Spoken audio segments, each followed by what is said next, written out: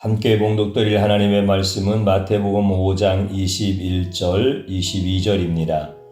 옛사람에게 말한 바 살인하지 말라. 누구든지 살인하면 심판을 받게 되리라 하였다는 것을 너희가 들었으나 나는 너희에게 이르노니 형제에게 노하는 자마다 심판을 받게 되고 형제를 대하여 라가라 하는 자는 공회에 잡혀가게 되고 미련한 놈이라 하는 자는 지옥불에 들어가게 되리라. 아멘. 주님의 보혈로 다 씻어주시고 오늘 또 예배 중에 우리와 함께 하시는 하나님께서 여러분들의 모든 삶을 치유하시고 온전히 회복시켜 주시는 줄로 믿습니다. 성도님들께서 어느 곳에서 예배를 드리든지 이 시간은 주님이 구별하셨으며 그 장소에 주님이 먼저 계시고 여러분들을 환영하시고 환대하여 주십니다. 오늘도 말씀 속에서 자신을 나타내시고 계시하시는 예수 그리스도 그분을 향한 우리의 마음이 물처럼 쏟아지고 우리 예수님의 사랑으로 흠뻑 젖고 우리 예수 그리스도의 인도하심을 따라서 여러분들이 승리하는 인생 되도록 간절히 축복합니다. 저는 오늘 나는 살인자입니다 라고 하는 제목의 말씀으로 함께 은혜를 받고자 합니다. 일제강점기 이후에 북한의 정권을 세운 김일성은 6.25 전쟁을 일으키고 피비린내 나는 전투가 지속될 때에 김일성은 한 번도 총을 들고 전선에 나가서 싸운 적이 없습니다. 연합군의 인천 상륙으로 인하여 북한군이 괴멸될 때에 깊은 땅속으로 도망다니게 급급했던 자가 바로 김일성이었습니다. 그런데 6.25 전쟁이 끝난 후에 북한 전쟁의 영웅들은 곧바로 김일성의 원수가 되어서 모조리 차례대로 숙청과 처형을 당했습니다. 6.25 전쟁에서 살아남았던 북한 실세들은 전쟁 후에 김일성에게 죽임을 당했습니다. 차라리 북한 실세들이 6.25 전쟁 때에 죽었다면 가문을 빛낼 수 있었지만 살았기 때문에 오히려 역적이 되어서 원수로 처형을 당했습니다. 역사적으로 종북주의자들은 북한 정권이 무력으로 통일하게 되면 자신들은 북한 정권이 알아주고 승승장구할 것 같지만 실제적으로 역사적으로 남한 사상에 물든 죄목으로 숙청당하는 것이 일반적인 현상입니다. 인간은 인생을 살면서 자신이 살 수 있는 길과 자신이 죽을 수 있는 길을 정확히 구분하지 못합니다. 인간이 바라는 것들 중에는 자신의 무덤을 파는 경우가 비일비재합니다. 그래서 인생을 살다 보면 자신이 잘 될지 자신이 죽을지 알지 못합니다. 그래서 인간사 세옹지마라는 말로서 인생을 정확히 설명해주는 말도 드뭅니다. 2000년 전에 예수님이 이 땅에 내려왔을 때에 구약 성경은 이미 있었지만 신약 성경은 아직 기록되지 않았습니다. 그래서 예수님 당시의 성경에 정경이라고 하는 구약 성경밖에 존재하지 않았지요.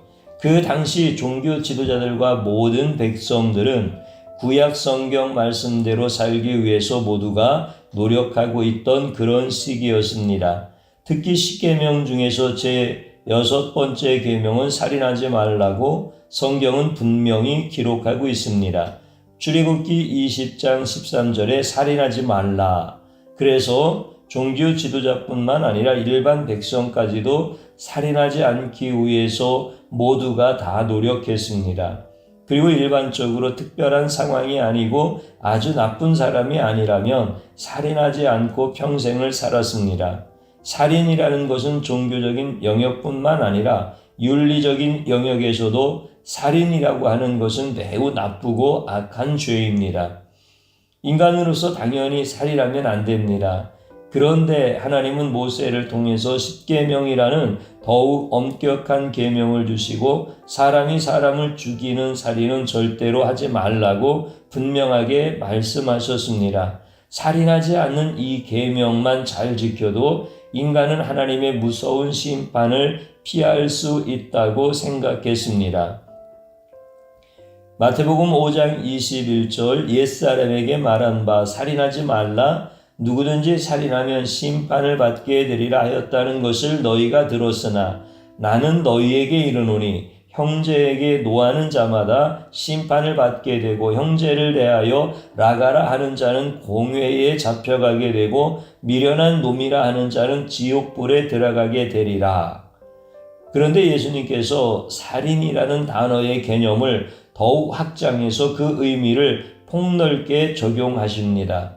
살인이라는 죄는 하나님의 무서운 심판을 받게 되는데 바로 형제에게 화를 내거나 형제에게 미련한 놈이라고 욕을 하는 자도 심판을 받게 됩니다. 예수님께서 말씀하시기 전에는 형제에게 화를 내거나 욕을 한다고 해서 공회에 잡혀가서 심판을 받지 않았습니다. 그런데 이제는 예수님께서 형제에게 화를 내거나 욕을 하면 심판하시는 공회에 사로잡히게 되고 영원한 지옥불에 들어간다는 무서운 심판의 말씀을 하십니다. 살인죄를 지으면 하나님의 심판과 지옥불에 들어간다고 모두가 알고 있었는데 예수님께서 형제에게 노하는 자와 형제에게 가볍게라도 욕을 하는 자는 모두가 지옥의 무서운 형벌을 받게 된다고 성경을 해석합니다. 지금 예수님의 성경 해석은 구약 성경에 없는 해석입니다. 다시 말해서 구약 성경은 이렇게 해석하지 않았는데 예수님은 살인죄와 형제에게 노하는 죄와 욕하는 죄를 동일선상에서 같이 형제하고 같이 지옥에 들어갈 죄라고 단정을 지으십니다. 바로 이런 예수님의 성경 해석으로 인하여 그 당시 종교 지도자들과 백성들은 예수님의 성경 해석과 적용에 대해서 상당한 불만과 불안한 마음을 갖게 되었습니다. 그래서 그들은 예수님이 구약 성경의 율법을 폐하고자 한다고 주장하게 됩니다. 이럴 때에 예수님은 자신의 성경 해석이 틀린 것이 아니고 완전히 맞는 해석이라고 강하게 말씀하십니다. 마태복음 5장 17절 내가 율법이나 선지자를 폐하러 온 줄로 생각하지 말라. 폐하러 온 것이 아니요 완전하게 하려 함이라. 바로 위의 성경 구절은 이런 상황에서 예수님이 말씀하시게 된 배경이었습니다. 이 말씀을 들은 종교 지도자들과 백성들은 미련하고 게으른 자들과 잘못을 저지른 자들에게 화를 내었고 어리석고 나쁜 자들에게 미련한 놈이라고 욕을 했는데 바로 그런 욕이 하나님의 공의에 잡혀가서 심판을 받아서 지옥에 들어가게 된다면 하루아침에 모두가 다 살인죄와 동일한 무서운 죄를 지은 죄인이 됩니다. 살인죄와 화를 내는 것과 동일한 범죄가 되어서는 안 됩니다. 이런 것은 법률적으로도 공평하지 않습니다. 큰 죄와 작은 죄를 동일선상에서 똑같이 적용한다면 모두가 살인죄 누명을 다 뒤집어 써야 합니다. 이런 것은 법률적으로도 형평성 원리에 많이 어긋납니다.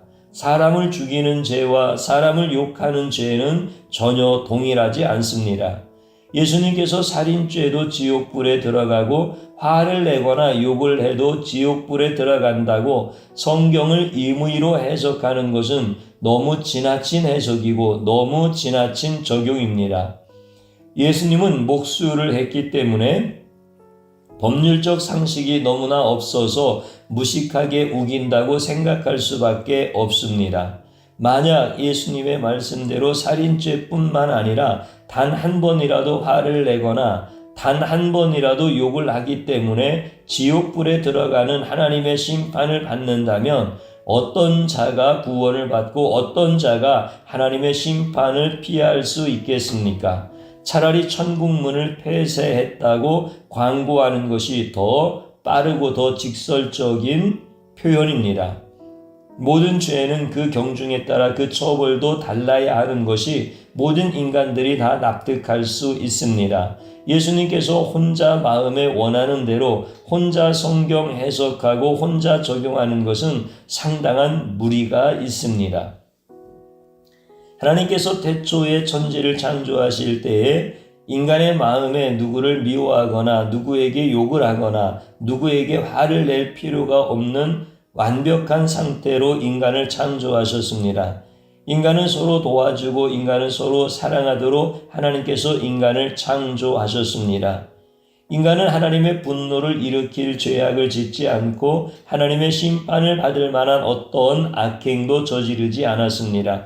그러나 하나님의 계명을 어기고 하나님처럼 되고 싶은 욕망이 들어오면서 인간은 완전히 타락하게 되었습니다. 타락한 인간은 하나님이 처음 창조한 대로 인간을 서로 사랑하고 서로 존중하고 서로 아끼는 자가 아닙니다. 타락한 인간은 하나님을 대적할 뿐만 아니라 인간들끼리도 서로 욕하고 서로 미워하고 서로에게 화를 내는 심판받을 수밖에 없는 죄인이 되었습니다. 인간의 타락은 인간을 서로 죽이고 서로 욕하는 타락한 인간의 본성으로 인생을 살아갑니다. 인간은 평생 누군가를 욕하고 또한 누군가에게 욕을 먹는 비참한 존재로 남은 인생을 살아가다가 다 지옥 형벌을 피할 수 없는 존재가 되었습니다. 하나님의 계명을 어긴 인간에게 인간은 서로를 죽이는 추악한 존재가 되었습니다. 하나님의 뜻을 저버리고 하나님의 말씀을 외면한 인간의 저주는 참으로 끔찍합니다. 예수님이 이 땅에 구원자로 오셨습니다. 모든 인간이 다 죄를 지어서 심판을 면할 수 없기 때문에 예수님께서 구원자로 죽어가는 자들을 위해서 이 죄 많은 땅에 내려왔지만 예수님께 나와서 심판을 피해야 하는데 아무도 예수님께 선뜻 나오려고 하지 않았습니다. 왜냐하면 종교 지도자들은 이미 구약에 기록한 율법과 계명들을 다 지키고 있었다고 철석같이 생각하고 있었습니다. 종교 지도자들 곧 율법사와 서기관과 바리새인과 사두개인과 모든 제사장들은 살인하지 않았고 도둑질하지 않았고 거짓말하지 않았고 안식일을 잘 지켰고 11조를 잘 냈고 모든 십계명을 잘 지킨다고 자부했습니다. 그래서 구원자 예수께서 이 땅에 내려올 필요가 없었습니다. 율법과 계명을 다 지켜서 천국에 이를 수 있기 때문에 율법과 계명 외에 구원자가 필요하지 않았습니다. 다시 말해서 모든 종교 지도자들과 백성들은 하나님의 계명을 스스로 지켜 스스로 자신의 영혼을 구원할 수 있다고 생각하고 있었습니다. 그래서 예수님은 인간들이 자신의 죄악을 다 파악하지 못하고 있기 때문에 살인죄에 대한 정확한 해석과 정확한 적용을 가르쳐 주어서 타락한 인간은 스스로 계명을 다 지켜서 스스로 구원할 수 없다는 것을 정확히 알려주고자 오늘 본문을 말씀하십니다. 그 당시 종교 지도자들은 단지 칼로 상대를 죽이는 것만 살인이라고 아주 좁게 적용했습니다. 그러나 형제에 대한 미움의 살인죄를 알지 못했습니다. 형제를 죽이고 싶어 하는 그래서 욕을 하는 것은 살인죄가 아니라고 생각했습니다. 그러나 하나님께서 애당초 살인하지 말라는 뜻은 칼로 또는 어떤 도구뿐만 아니라 마음과 영혼으로도 누구를 미워해서 죽이고 싶은 그 마음 그 자체도 이미 살인죄와 동일하다는 것을 정확히 알려주고 싶었습니다. 그래서 모든 인간이 다 죄인이라는 사실을 정확히 인식하고 유일한 구원자이신 예수님에게 나오도록 해주고 싶었습니다. 예수님께 나오면 불의한 자에게 내리는 하나님의 심판을 유일하게 피할 수 있습니다. 그래서 예수님은 사람이 욕을 하거나 사람이 누구에게 화를 낼 때에 그 사람 안에 살인하고자 하는 정확한 마음을 다 아시고 인간이 화를 내거나 욕을 하는 것은 누구를 죽이는 살인죄와 동일하다는 것을 깨닫게 해주고자 오늘의 말씀을 해주십니다. 다시 말해서 모든 인간이 이런 살인죄에 적용된다면 예수님 외에 하나님의 심판을 면할 수 있는 것은 어떤 것도 없습니다. 모든 인간은 다 죄를 지었기 때문에 하나님께서 죄인들에게 내리는 무서운 심판을 피할 수 없습니다. 히브리서 9장 27절 한 번 죽는 것은 사람에게 정해진 것이요 그 후에는 심판이 있으리니 모든 사람은 다 심판을 받습니다. 모든 인간은 자신의 죄악 때문에 모두가 그 죄의 벌로 다 죽어야 합니다. 그리고 죽으면 끝나는 것이 아니라 인간이 죽으면 그 다음에는 반드시 하나님의 무서운 심판이 기다리고 있습니다. 거기서 자신의 죄악이 무엇인지 정확히 깨닫고 영원한 지옥으로 들어가게 됩니다.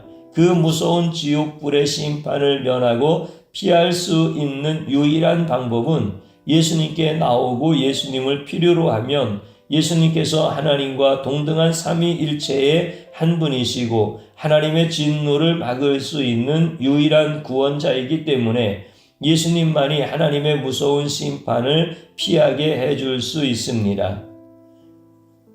하나님은 죄인에게 아무리 진노를 해도 예수님께서 그 죄인의 모든 죄를 다 용서해 주시고 다 없애 주시면 더 이상 하나님은 죄인에 대해서 분노하지 않고 더 이상 죄인을 지옥의 불에 영원히 가두지 않습니다. 하나님과 예수님은 서로 동등한 신적 권위와 권세를 갖고 항상 서로의 뜻을 존중하기 때문에 예수님에게 피하는 모든 죄인은 하나님께서 더 이상 심판하지 않습니다. 심판을 안 할 뿐만 아니라 심판을 없애주십니다. 그래서 예수님은 이 땅의 심판에서 죄인을 구하러 오신 유일한 구원자이십니다. 이런 예수님의 역할을 종종 이단들이 자신의 역할이라고 떠벌리는 것은 이단스러운 짓이고 하나님의 심판을 받게 됩니다. 인간은 누구에게도 심판받을 죄를 면해주지 못합니다. 오직 하나님과 동등한 예수님만이 모든 심판에서 면해줄 수 있습니다. 예수님의 폭넓은 성경 해석은 모두를 살인죄로 정죄하기 위함이라고 생각했습니다. 특히 종교 지도자들의 반발은 매우 심각했습니다. 예수님이 살인죄를 저지르지 않는 자신들을 정조준해서 종교 지도자들까지도 모두 살인죄로 몰아간다고 주장하며 예수님을 매우 괘씸하게 생각했습니다. 그래서 예수님께서 율법을 지키려고 온 것이 아니라 율법과 선지자들의 모든 구약 성경을 부정하려 한다고 악한 소문을 퍼뜨렸습니다. 구약 성경에 살인하지 말라고 했지 형제에게 노하거나 형제에게 욕을 한다고 살인죄와 동일하다는 율법이 없다고 주장했습니다. 또한 형제에게 노하거나 형제에게 욕을 한다고 지옥불에 들어가게 된다는 율법 조항도 없다고 주장했습니다. 예수님의 율법 적용은 지나친 자기중심적인 해석이고 종교 지도자들과 백성들 모두를 살인죄로 누명 씌우기 위한 치사한 방법이라고 예수님의 본뜻은 저버리고 예수님을 비방하고 예수님을 욕하기에 바빴습니다. 예수님은 하나님의 심판을 피하는 구원의 방법을 알려주었지만 그때마다 종교 지도자들은 자신들이 알고 있는 짧은 성경 지식과 예수님의 말씀이 맞지 않으면 예수님을 여지없이 몰아붙이면서 욕과 저주를 퍼부었습니다. 예수님은 인간들이 잘못 알고 있는 율법과 계명의 참뜻을 정확히 알려주려고 할 때마다 수없는 욕과 비방을 계속 드려야 했습니다. 예수님께서 이 땅에 오신 이유는 모든 인간이 계명을 지키지 못함으로 인하여 하나님의 진노의 심판을 받아야 할 위기에서 건져주시고자 예수님께서 이 땅에 내려오셨습니다. 그래서 누구든지 계명을 지키지 못하고 형제를 욕하고 형제에게 화를 낸 자들이 모두가 지옥불에 들어가야 하는데 예수님을 믿으면 계명을 어긴 죄를 다 용서함 받고 지옥이 아니라 천국에 가게 해주려고 예수님께서 오셨습니다. 요한복음 3장 18절 그를 믿는 자는 심판을 받지 아니하는 것이요 믿지 아니하는 자는 하나님의 독생자의 이름을 믿지 아니함으로 벌써 심판을 받은 것이니라. 계명을 지킴으로 심판을 면할 수 있는 인간은 아무도 없습니다. 오직 심판을 받지 않으려면 하나님의 독생자 곧 예수 그리스도를 믿어야 합니다. 그러나 그 당시의 종교 지도자들과 백성들은 하나님의 독생자에게 나오지 않고 계명 쪽으로 달려가서 열심히 계명을 지켜서 하나님의 진노의 심판을 피하려고 노력했습니다. 사도 바울은 로마서에서 바로 이 문제를 정확히 언급하고 있습니다. 로마서 7장 12절 이로 보건대 율법은 거룩하고 계명도 거룩하고 의로우며 선하도다. 그런즉 선한 것이 내게 사망이 되었느냐? 그럴 수 없느니라. 오직 죄가 죄로 드러나기 위하여 선한 그것으로 말미암아 나를 죽게 만들었으니 이는 계명으로 말미암아 죄로 심히 죄되게 하려 함이라. 계명을 주신 이유와 목적은 계명을 통하여 구원을 얻게 하려고 준 것이 아님이라. 로마서 7장 12절 이로 보건대 율법은 거룩하고 계명도 거룩하고 의로우며 선하도다. 율법과 계명은 선하고 거룩하지만 그 살인하지 말라는 계명조차 지킬 수 없기 때문에 그 계명이 우리를 살리는 것이 아니라 도리어 죽게 만들었다고 13절에서 말하고 있습니다. 그런즉 선한 것이 내게 사망이 되었느냐? 그럴 수 없느니라. 오직 죄가 죄로 드러나게 위하여 선한 그것으로 말미암아 나를 죽게 만들었으니 이는 계명으로 말미암아 죄로 심히 죄되게 하려 함이라. 모든 인간들이 계명을 지킬 수 있다면 애당초 예수님은 이 땅에 내려올 필요가 없습니다. 수많은 종교 지도자들과 백성들은 실제로 누군가를 죽이는 살인을 하지 않았기 때문에 자기는 살인자로서 하나님의 심판을 받지 않는다고 생각했습니다. 그러나 예수님은 형제에게 그 마음에 죽이고 싶어서 욕하고 화를 내는 것은 이미 살인한 것과 같다는 것을 분명히 언급해 주셨습니다. 그래서 예수님은 계명을 통해서 구원을 이룰 수 없으니 하나님의 심판을 피하기 위해서 예수님 자신에게 나오라고 말씀해 주십니다. 모든 인간은 다 심판을 받습니다. 하나님의 심판에서 죄에 들거나 빠질 수 있는 자는 지구상에 없습니다. 모든 인간은 살인죄라는 죄명으로 하나님의 심판을 받고 영원한 지옥불로 들어갑니다. 사람이 화를 내고 욕을 하는 것을 평생 동안 단 한 번이라도 저질렀다면 살인죄로 심판을 받게 됩니다. 많은 사람은 실제로 칼로 누군가를 죽이지 않았기 때문에 하나님의 심판을 절대로 받지 않는다고 확신하며 인생을 살아갑니다. 그런데 예수님께서 오셔서 미련한 모든 인간들에게 하나님의 심판의 범위와 적용을 정확히 알려주셨습니다.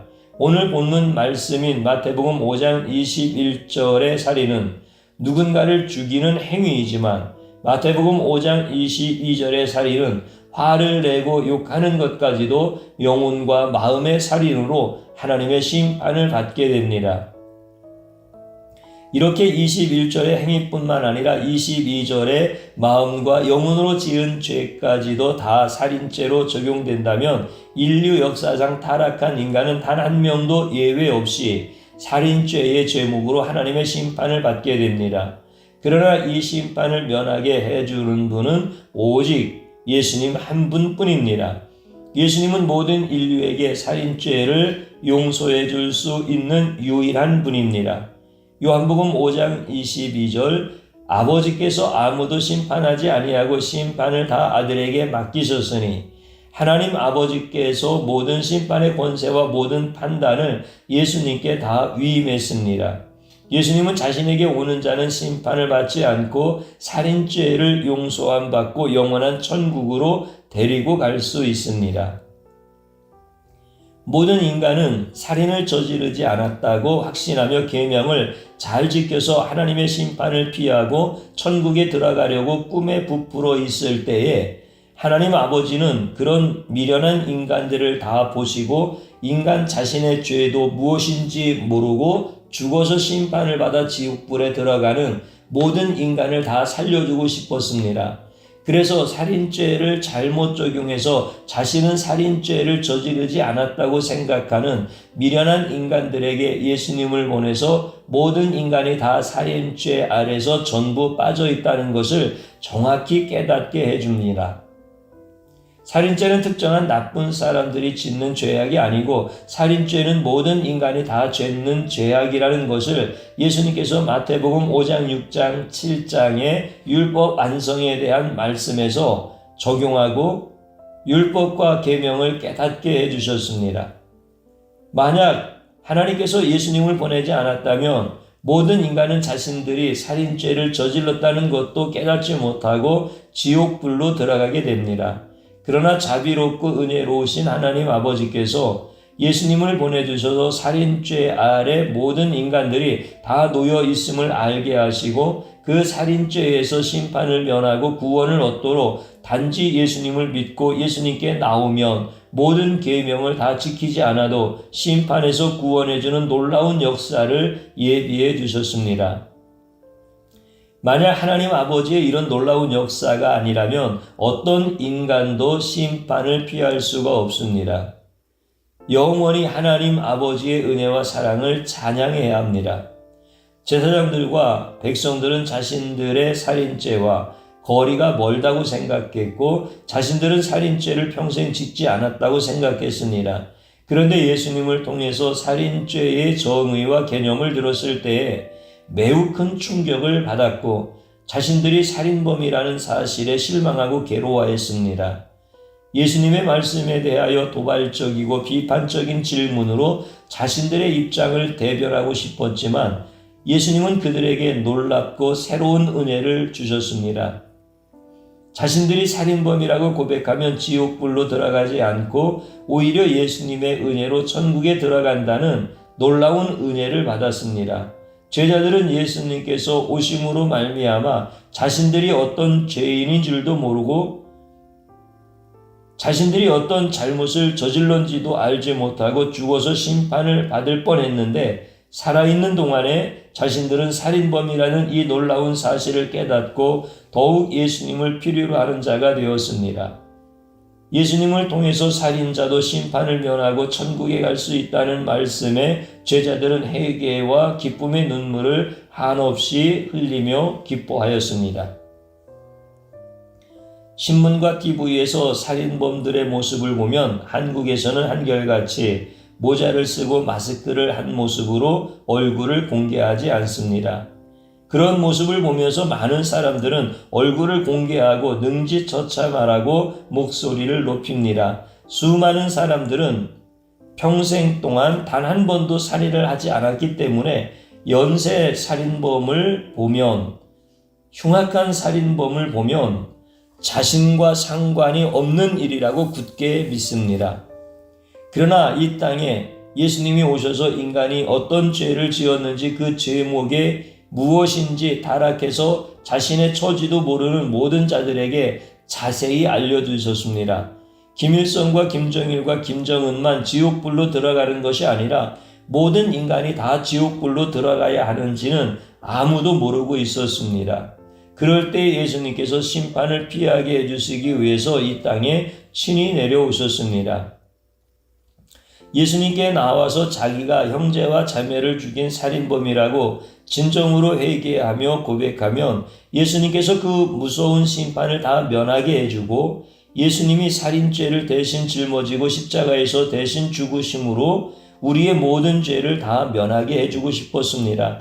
바로 이런 예수님에게 나와 무릎을 꿇고 자신의 살인마라고 자신이 살인범이라고 고백해야 합니다. 그러나 자신은 살인범이 아니라고 거부하는 자는 결국 지옥불의 형벌을 피할 수 없습니다. 계속해서 율법과 계명을 다 지켜서 스스로 심판을 피하려고 한다면 그것은 예수님을 거부하고 예수님의 은혜를 외면하는 무서운 죄가 됩니다. 성도란 바리새인처럼 살인하지 않았기에 거룩하다고 우쭐대는 자가 아닙니다. 성도란 예수님께 나와서 자신은 형제와 자매를 살인한 자라고 날마다 고백하고 자신의 영적 상태를 날마다 인식해야 합니다. 자신은 예수님의 은혜 없이는 한순간도 살아갈 수 없는 자라고 고백해야 합니다. 박옥수 이단처럼 한번 사죄하면 되는 문제가 아닙니다. 사도 바울은 고린도전서 15장 31절 형제들아 내가 그리스도 예수 우리 주 안에서 가진 바 너희에 대한 나의 자랑을 두고 단언하노니 나는 날마다 죽노라. 날마다 자신을 살인자라고 십자가 앞에 나가서 매일 손과 발을 씻어야 합니다. 우리는 날마다 죄인됨을 고백해야 합니다. 그렇게 날마다 예수님 앞에 나와서 죄인임을 고백하면 예수님께서 심판을 면하고 오히려 천국으로 데리고 가십니다. 성도는 자신이 먼저 살인자라는 사실을 깊이 깨달아야 합니다. 성도가 주일날 양복을 입고 거룩한 표정으로 예배당에 나와서 자신은 살인한 자가 아니라고 거룩한 표정으로 바리새인처럼 예배를 드린다면 자신의 영적 상태를 전혀 알지 못하는 영적인 아기이고 영적인 초보자입니다. 성도는 바리새인처럼 살인죄를 저지르지 않았다고 우기는 자가 아니라 날마다 형제와 자매를 살인하는 자라고 애통하며 의에 줄이고 목마르면 예수님께서 심판을 면하게 해주고 천국으로 데리고 가는 자가 바로 성도입니다. 성도란 살인자이지만 예수님의 은혜로 살인범으로 지옥불에 들어가지 않고 예수님의 은혜로 천국으로 들어가는 자가 바로 성도입니다. 성도는 모든 계명을 다 지켜서 천국에 들어가는 자가 절대로 아닙니다. 성도는 살인죄를 저지른 자이지만 예수님께서 용서해 주셨기 때문에 천국에 들어간 자입니다. 천국은 깨끗한 자가 들어가는 곳도 아니고 천국은 계명을 다 지킨 자가 들어가는 곳도 아닙니다. 천국은 예수님께서 심판을 면하고 모든 죄를 다 용서해 준 성도만이 들어가는 곳입니다. 예수님이 심판을 면해준 성도에게는 영원히 지옥불이 없습니다. 아무리 연쇄 살인범이라고 할지라도, 그래서 세상은 그런 자를 절대로 용서할 수 없다고 할지라도 예수님은 다 용서해주고 천국으로 데려가 그로 하여금 천국의 백성이 되게 하십니다. 이것이 바로 성도의 특권이고 성도가 받는 은혜입니다. 성도는 가끔 세상에서 죄의 크기에 대해서 도토리 키를 재는 어리석음을 범합니다. 작은 죄도 살인죄이고 큰 죄도 살인죄입니다. 모든 죄가 다 살인죄이기 때문에 예수님이 없으면 지옥불에 들어가는데 전혀 지장이 없습니다. 예수님의 은혜로 성도는 천국에 들어갑니다. 사람은 사람에 대해서 심판과 정죄를 너무나 잘합니다. 한국은 김영삼부터 김대중, 노무현, 이명박, 박근혜로 이어지는 어려운 시대를 헤쳐나오는 훌륭한 지도자들을 가졌지만 날마다 대통령을 욕하는 일로 하루를 시작합니다. 5,000년 역사에서 위에 5명은 참으로 훌륭한 지도자였습니다. 그러나 신문은 날선 비판을 해야 신문 부수가 늘어나는 생리현상으로 인하여 날마다 자기가 뽑은 지도자를 욕하는데 많은 시간을 할애하다 보니 한국 국민들은 한국 지도자들을 쓰레기만도 못한 자들이라고 언론을 통해서 날마다 세뇌 교육을 받는 실정입니다. 완벽한 지도자는 세상에 존재할 수 없습니다. 그러나 애쓰는 지도자는 박수와 격려를 보내야 합니다. 이 시대 사람들은 심판과 정죄를 너무나 잘합니다. 하루 종일 누군가를 비판하고 하루 종일 누군가를 심판하는 것이 하루를 가장 보람있게 살았다고 착각하며 살아갑니다. 한국 사회는 전 국민이 모두를 다 심판하며 하루를 다 보내고 있습니다. 교회에서조차 연약한 성도들을 서슴없이 책망하고 심판하는 것은 주님의 마음이 아닙니다. 로마서 14장 1절 연약한 자를 너희가 받되 그의 의견을 비판하지 말라. 하나님은 믿음이 연약한 자를 심판하고 비판하지 말고 그를 불쌍히 여겨주고 기다려주고 품어주기를 바랍니다.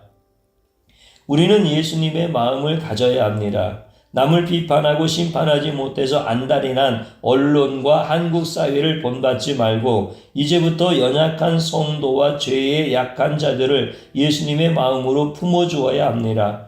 우리는 모두가 다 살인죄가 있습니다. 누가 심판의 도를 높이 들어서 남을 비판하고 남을 죽일 수 있습니까? 자신은 바리새인처럼 살인죄를 짓지 않는 자라고 거부할 수 있습니까? 아무도 없습니다. 그러나 요즘 세대를 보면 댓글에 악한 글을 많이 올려서 남의 영혼을 살인하는 자가 많습니다. 이런 자는 남의 영혼만 죽이는 것이 아니라 바로 자신의 영혼도 바로 그 악한 댓글의 심판으로 자신의 영혼까지 죽입니다. 악한 말은 자신의 영혼도 불쌍히 여기지 않고 스스로 심판하고 죽입니다. 이런 어리석은 자는 날마다 자신까지도 악한 심판의 댓글로 자신을 죽이고 있다는 것을 전혀 모릅니다. 왜 피비린내 나는 전쟁터에서 간신히 살아온 군인들이 왜 끔찍한 자살을 합니까?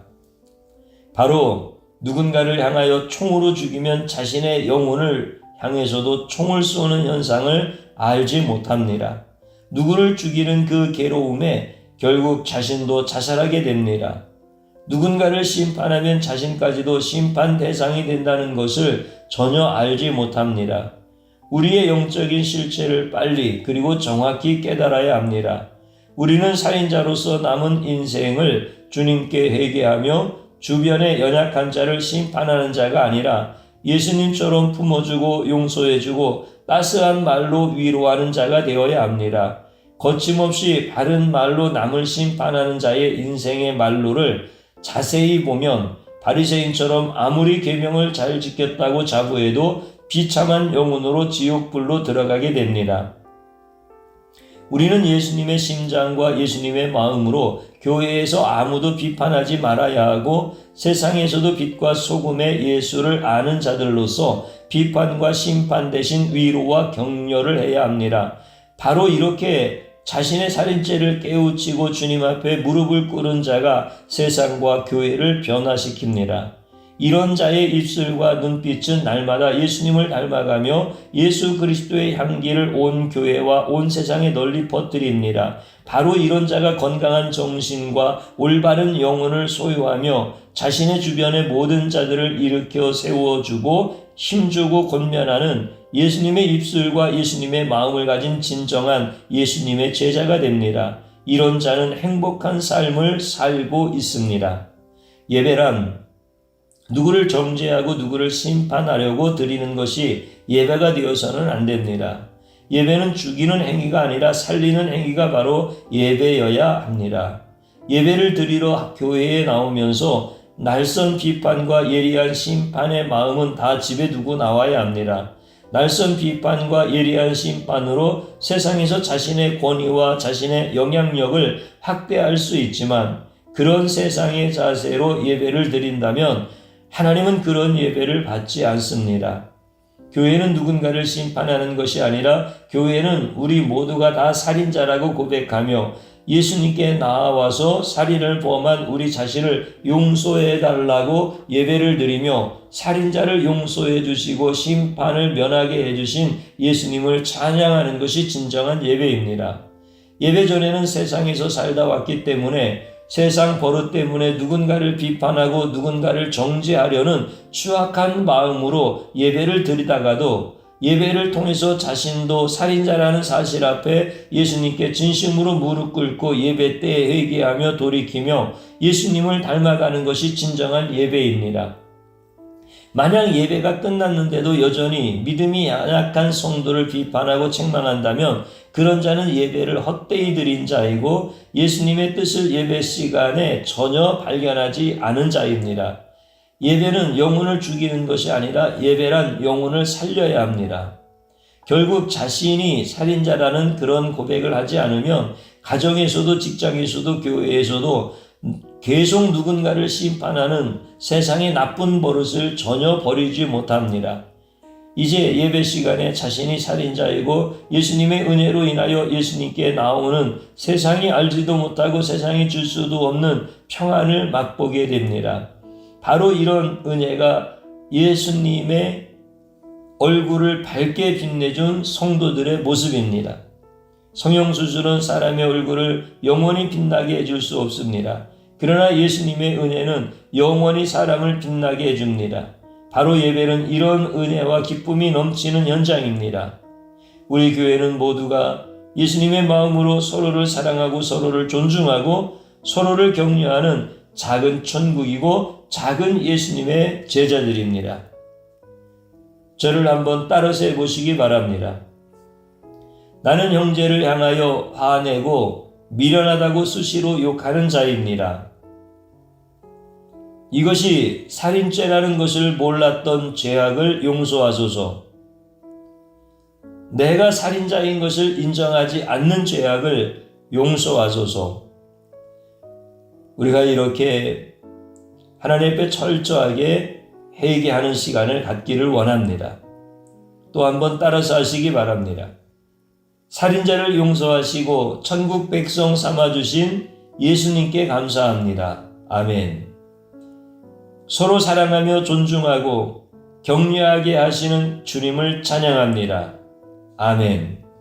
마지막으로 저를 따라서 해주시기 바랍니다.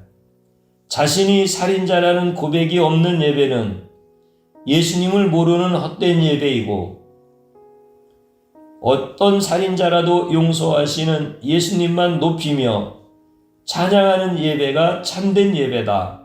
아멘. 주님 한번 부르고 기도드립니다. 주여, 고맙고 감사합니다. 오늘도 주님의 귀하신 생명으로 역사하시는 은혜 안에 있게 하셨으니 오직 주님을 찬양합니다. 오늘 생명의 말씀을 통하여 내가 단순하게 형제에게 화를 내고 미련하다고 욕한 것이 지옥에 갈 것이라고 하는 것은 상상도 못했던 미련함을 깨우쳐 주시고, 내가 살인자인 것을 알고 인정하게 하시는 것을 감사합니다. 주님의 은혜 아니었으면, 주님의 보혈의 용서가 아니었으면 나는 이 죄악에서 결코 벗어날 수 없었습니다. 주님, 이렇게 살인자를 용서하시고 천국 백성 삼아주신 그 놀라운 은혜에 감사합니다. 그러나 아직까지도 여전히 형제를 보면은 화를 내고 미련하다고 수시로 욕하는 이 살인자의 삶이 지속되어지고 있음을 고백합니다. 주님 용서하여 주옵소서. 주님 용서하여 주옵소서. 주님 용서하여 주옵소서. 이제 내가 예배를 통하여 살인자의 자리에서 예수님의 은혜가 나를 살리고 예수님의 보혈이 나의 모든 살인의 죄를 씻어내시는 그 은혜만을 찬양할 수 있도록, 그래서 내 영혼이 살아나고 내 영혼이 기뻐하며 내 영혼이 춤을 추며 내 영혼이 형제 자매의 영혼을 주님께로 인도할 수 있는 거룩한 도구가 될 수 있도록 은혜 베풀어 주시옵소서. 참된 예배 가운데 우리를 붙들어 주시고 인도하여 주신 주님을 찬양하며 예수님의 이름으로 기도드리옵나이다. 아멘.